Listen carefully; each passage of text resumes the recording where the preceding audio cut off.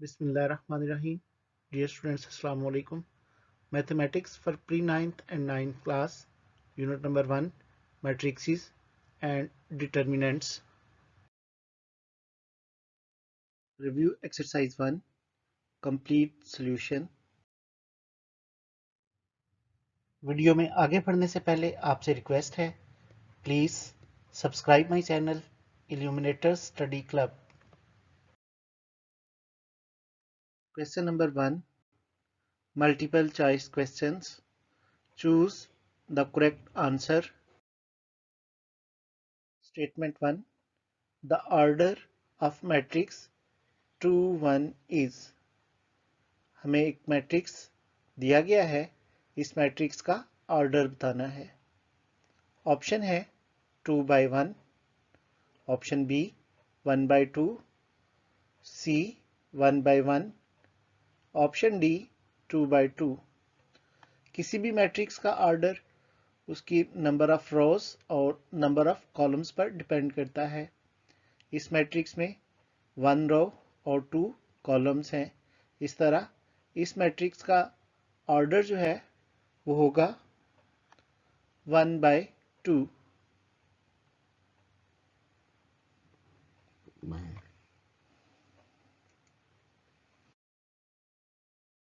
Statement 2, square root of 2 0 0 square root of 2 is called dash matrix. Option A 0, option B unit, option C scalar, option D singular. Zero matrix ऐसा होता है जिसकी सारी entries zero हों. Unit matrix एक ऐसा matrix जिसकी diagonal entries में 1 हो और बाकी एंट्रीज जीरो हों. स्केलर ऐसा मैट्रिक्स जिसकी डायगोनल एंट्रीज सेम हों और बाकी एंट्रीज जीरो हों. सिंगुलर ऐसा मैट्रिक्स जिसका डिटर्मिनेंट जीरो आए उसे सिंगुलर मैट्रिक्स कहते हैं. चूंकि डायगोनल एंट्रीज सेम है तो इस मैट्रिक्स को कहेंगे scalar matrix. Statement 3, which is the order of square matrix? Option A 2 by 2, option B 1 by 2, option C 2 by 1, option D 3 by 2. Scalar matrix ऐसा मैट्रिक्स होता है जिसमें नंबर ऑफ रोज और नंबर ऑफ कॉलम्स इक्वल हों. तो यहाँ पे 3 2 2 1 1 2 ये डिफरेंट वैल्यूज वाले नंबर हैं जिनमें नंबर ऑफ रोज और नंबर ऑफ कॉलम्स इक्वल नहीं है. ऐसे मैट्रिक्स को रेक्टेंगल मैट्रिक्स कहते हैं. अब यहाँ पे एक ही ऑप्शन है, ऑप्शन ए 2 by 2, यानी इसमें 2 रोज हैं और 2 कॉलम्स, यानी रोज और कॉलम्स की तादाद इक्वल है. लिहाजा हम स्क्वायर मैट्रिक्स के ऑर्डर को कहेंगे 2 by 2. Statement 4, order of transpose of 2 0 3 1 1 2 is. Transpose ऐसा मैट्रिक्स जिसमें रोज को कॉलम्स में चेंज कर दिया जाए. तो अगर हम इसकी रोज को कॉलम में चेंज कर दें तो 3 रोज जो हैं वो 2 रोज में चेंज हो जाएंगी और 2 कॉलम्स 3 कॉलम्स में चेंज हो जाएंगे. इस मैट्रिक्स के ट्रांसपोज का ऑर्डर हमने फाइंड करना है. हमारे पास ऑप्शन है, option A 3 by 2, option B 2 by 3, option C 1 by 3, option D 3 by 1. तो 3 रोज चेंज होके 2 हो गई जबकि 2 कॉलम्स चेंज होके 3. इस तरह ऑप्शन बी यानी 2 by 3 इस स्टेटमेंट का आंसर है. Statement 5, adjoint of 1 0 2 -1 is. Option A -1 0 -2 1, option B 1 0 -2 -1, option C -1 0 2 -1, option D -1 2 0 1. Adjoint में स्टूडेंट्स हम फर्स्ट और फोर्थ वैल्यू की जगह चेंज करते हैं, जबकि सेकंड और थर्ड वैल्यू के साइन चेंज करते हैं। तो ये चेंजेस करने के बाद हमारे पास जो इस मैट्रिक्स के एडजॉइंट का आंसर आएगा वो होगा option A -1 0 -2 1।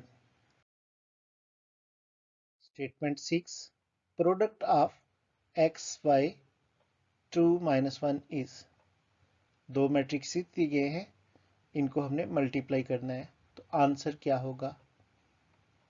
Option A 2x + y, option B x - 2y, option C 2x - y, option D x + 2y। तो स्टूडेंट्स x 2 के साथ मल्टीप्लाई होगा, y -1 के साथ मल्टीप्लाई होगा। इस तरह इस स्टेटमेंट का ट्रू आंसर है 2x - y। Statement number 7, if determinant of 2 3 6x is equal to 0, यानी हमें एक मैट्रिक्स दिया गया है जिसका डिटर्मिनेंट 0 है, या दूसरे अल्फाज में ये एक सिंगुलर मैट्रिक्स है, then x is equal to, determinant find करने के लिए हम क्रॉस मल्टीप्लाई करते हैं और आंसर को सब्ट्रैक्ट करते हैं। तो हमारे पास ऑप्शंस हैं, option A 9, option B -6, option C 6, option D -9। तो इसको सॉल्व करेंगे, हमारे पास x का आंसर आएगा option A 9।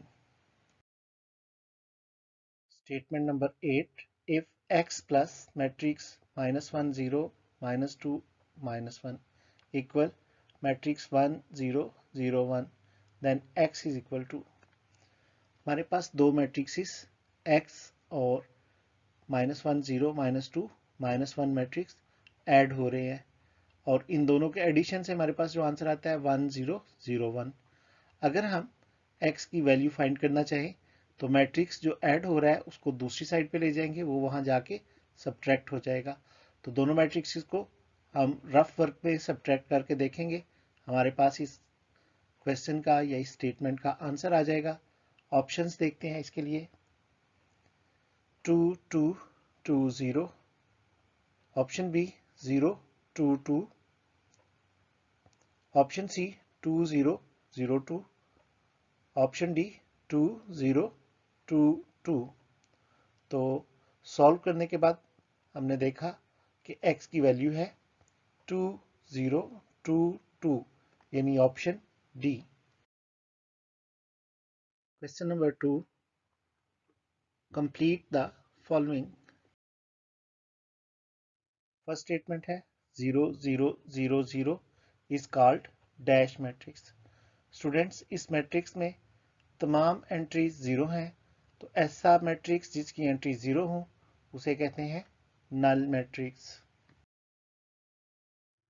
Statement 2, 1 0 0 1 is called dash matrix। 1 0 0 1 इस मैट्रिक्स को यूनिट मैट्रिक्स या आइडेंटिटी मैट्रिक्स कहते हैं। Statement 3, additive inverse of 1 0 -2 -1 is. Students additive inverse में मैट्रिक्स की एंट्रीज के साइन चेंज करते हैं। अगर हम इस मैट्रिक्स की एंट्रीज के साइन चेंज कर दें तो हमारी स्टेटमेंट का आंसर आ जाएगा। इस फिल इन द ब्लैंक में आएगा -1 0 2 1। Statement 4, in matrix multiplication in general A B dash B A. जब हम दो मैट्रिक्स को मल्टीप्लाई करते हैं तो अमूमन ए बी और बी ए आपस में इक्वल नहीं होते, सो नॉट इक्वल का साइन यहां पुट करेंगे। Statement 5, matrix A plus B can be found if order of A and B is dash। हम दो मैट्रिक्सेस A और B को ऐड करना चाहें तो उसके लिए ज़रूरी है कि दोनों मैट्रिक्स का ऑर्डर सेम हो। तो यहां इस फिल इन द ब्लैंक में आएगा same. Statement number 6, a matrix is called dash matrix if number of rows and number of columns are equal। एक ऐसा मैट्रिक्स जिसमें नंबर ऑफ रोज और नंबर ऑफ कॉलम्स इक्वल हों उसे कहते हैं।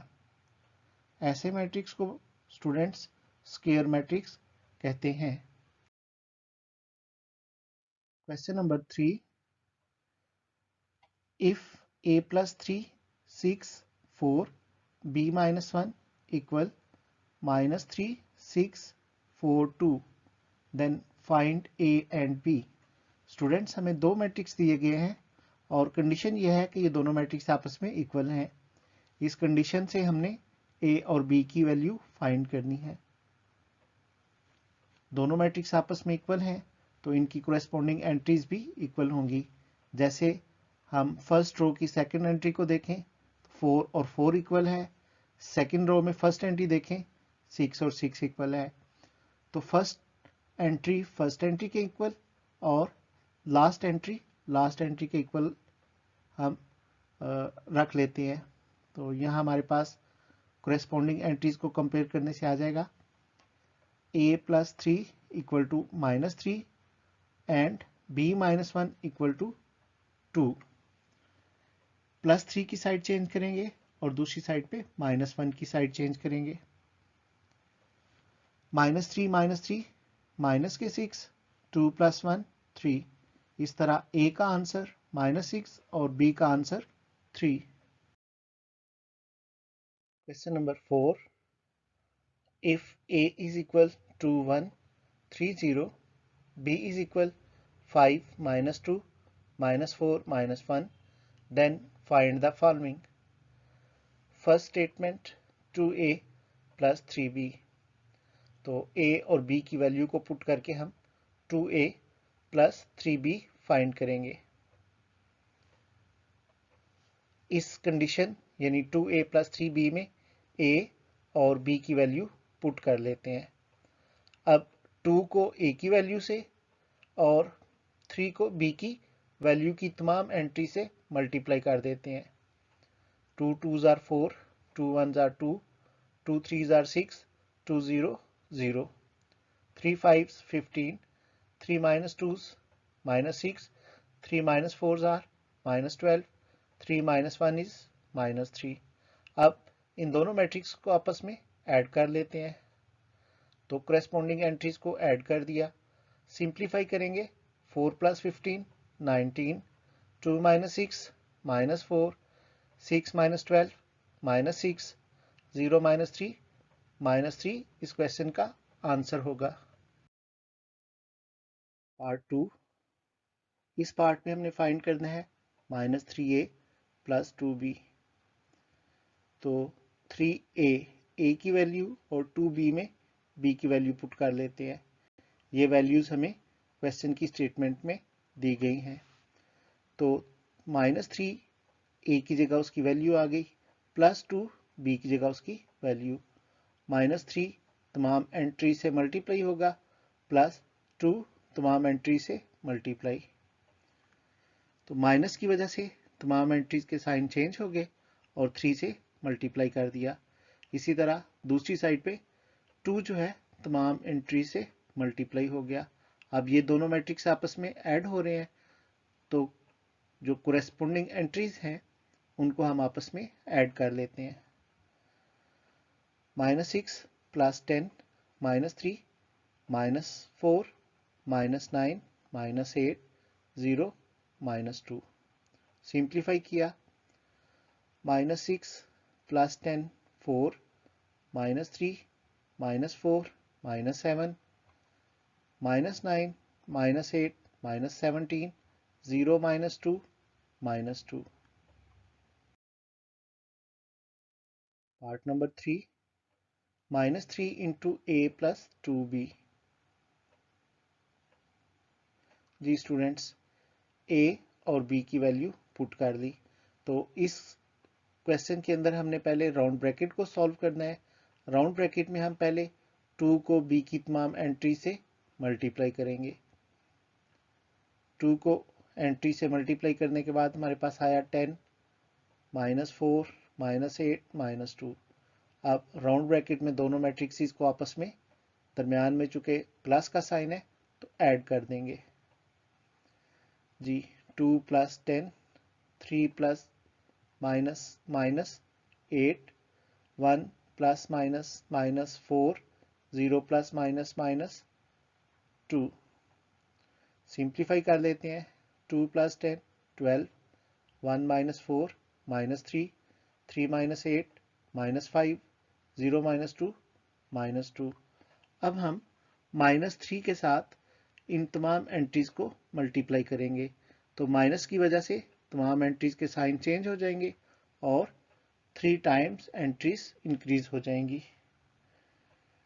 तो -3 × 12 -36, -3 × -3 9, -3 × -5 15, -3 × -2 6। Part number 4, 2/3 × 2a - 3b। Solution, given condition, condition में हमने a और b की वैल्यूज पुट कर दी। तो पहले राउंड ब्रैकेट में 2 और 3 से एंट्रीज को मल्टीप्लाई कर लेते हैं। उसके बाद आंसर जो आए हैं दोनों मैट्रिक्स के उनको आपस में साइन के मुताबिक सब्ट्रैक्ट कर लेते हैं। एंट्रीज को सिंप्लीफाई कर लिया।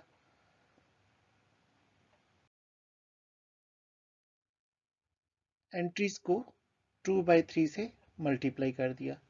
फर्स्ट कॉलम में -11 को 2 से मल्टीप्लाई किया, -22/3, 8 को 2 से मल्टीप्लाई किया, 16/3।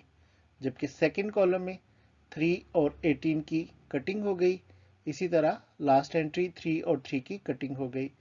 3 6 are 18, 6 2s are 12, 3 1s are 3, 1 2s are 2। इस तरह इस पार्ट का आंसर आया -22/3, 16/3, 12 and 2।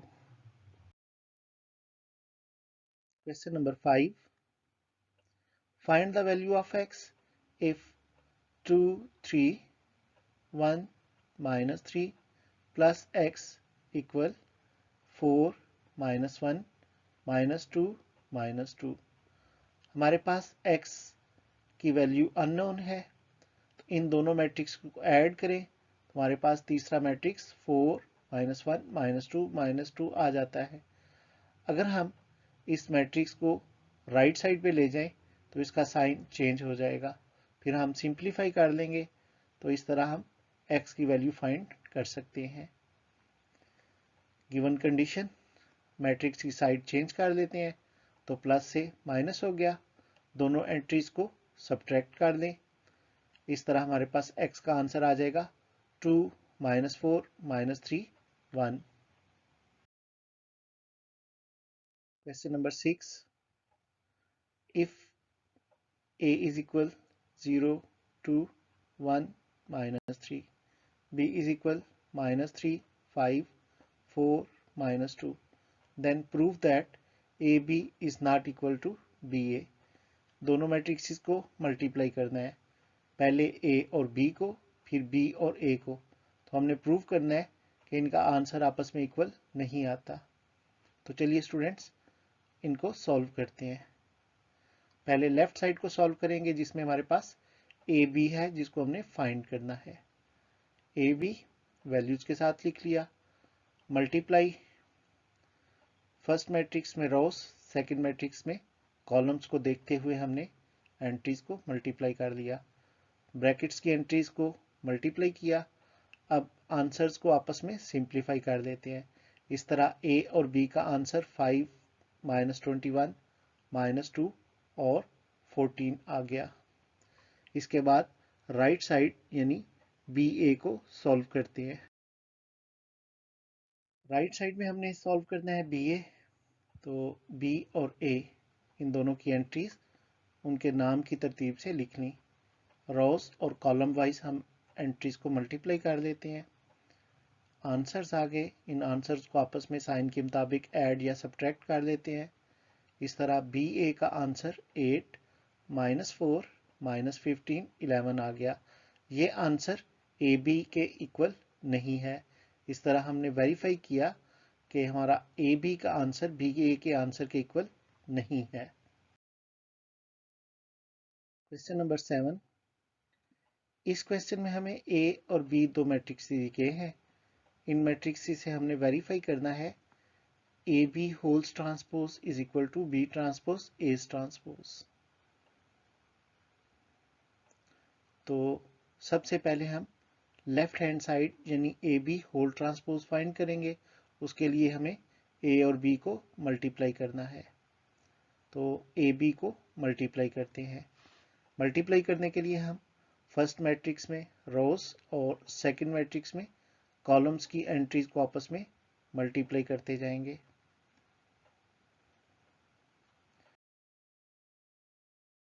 मल्टीप्लाई करने के बाद हमारे पास आया 6 - 6 2 + 3 12 - 10 4 + 5।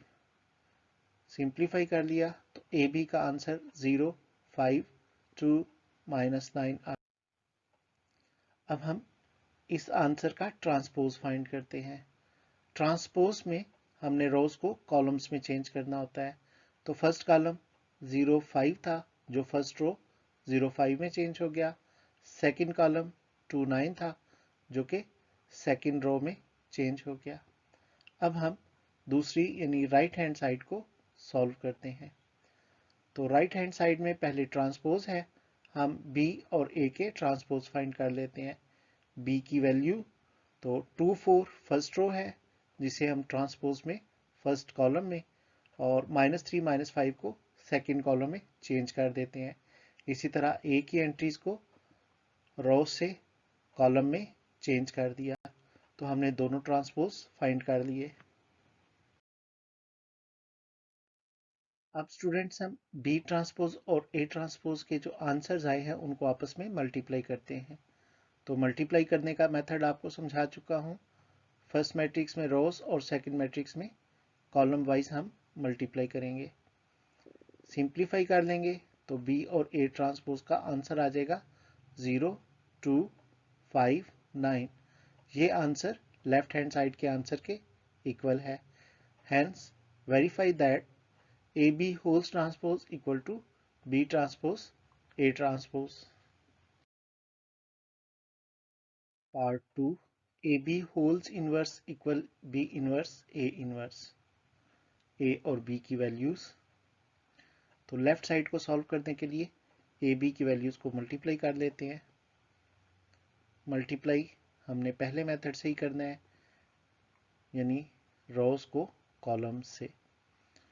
सिंप्लीफाई कर लेंगे तो आंसर 0 5 2 9।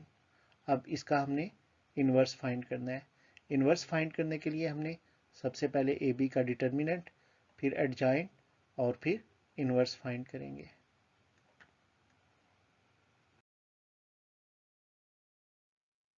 तो डिटर्मिनेंट में 0 को 9 से मल्टीप्लाई किया -5 को 2 से मल्टीप्लाई।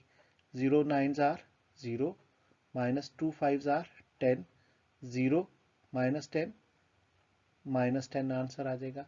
सो चूंकि ए बी नॉन सिंगुलर है उसकी रीजन के इसका आंसर 0 नहीं आया। अब हम इसका एडजॉइंट फाइंड कर लेते हैं।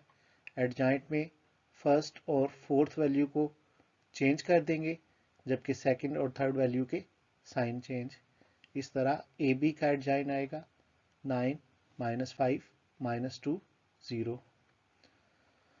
तो इन्वर्स फाइंड करने का फार्मूला है A B whole inverse equal 1 over determinant of A B multiply adjoint of A B. तो यहाँ इस फार्मूले में वैल्यूज पुट करते हैं। 1 over -10 multiply adjoint of B की वैल्यू आ गई। -10 में से माइनस की वजह से हम मैट्रिक्स की एंट्रीज के साइन चेंज कर देते हैं। नेक्स्ट स्टेप में स्टूडेंट्स हमने तमाम एंट्रीज को 1 ओवर 10 से मल्टीप्लाई कर दिया। 5 की 1 ओवर 10 से कटिंग हो जाएगी। इसी तरह 2 की 1 ओवर 10 से कटिंग हो जाएगी। तो हमारे पास जो फाइनल आंसर आएगा -9/10, 1/2, 1/5 और 0।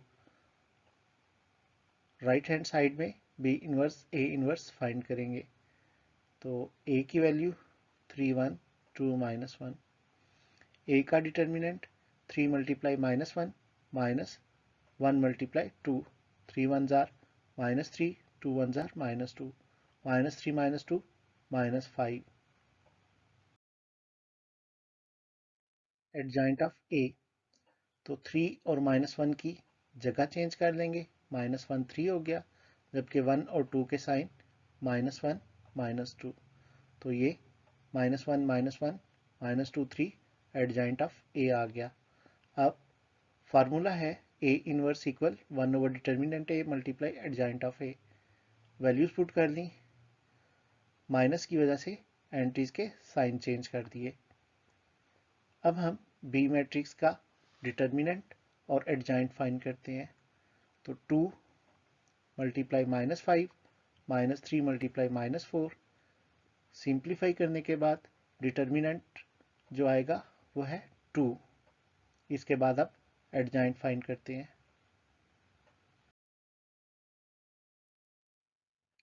एडजॉइंट में हमने एंट्रीज की जगह और साइन चेंज करने के बाद आंसर लिखा, -5 3 -4 2। फार्मूला है, इस फार्मूला में वैल्यूज पुट कर लेते हैं। तो 1/2 मल्टीप्लाई -5 3 -4 2, सिंप्लीफाई कर लिया, तो 1/2 इंटू -5 3 -4 2। बी इनवर्स और ए इनवर्स के जो आंसर्स हैं उनको आपस में मल्टीप्लाई करेंगे, दोनों की वैल्यूज आ गई। जो मैट्रिक्स के बाहर 1/2 और 1/5 हैं ये आपस में मल्टीप्लाई हो जाएंगे और मैट्रिक्स की एंट्रीज को आपस में मल्टीप्लाई कर देंगे। एंट्रीज को सिंप्लीफाई करेंगे। अब लास्ट स्टेप में हम 1/10 को तमाम एंट्री से मल्टीप्लाई कर देंगे। जी स्टूडेंट्स, 5 1/10 के साथ कट हो जाएगा, 2 1/10 के साथ कट हो जाएगा। इस तरह राइट हैंड साइड का आंसर -9/10, 1/2, 1/5 और 0 आ गया। ये आंसर लेफ्ट हैंड साइड के इक्वल है। हम कह सकते हैं A B whole's inverse equal to B inverse A inverse. Thanks for watching.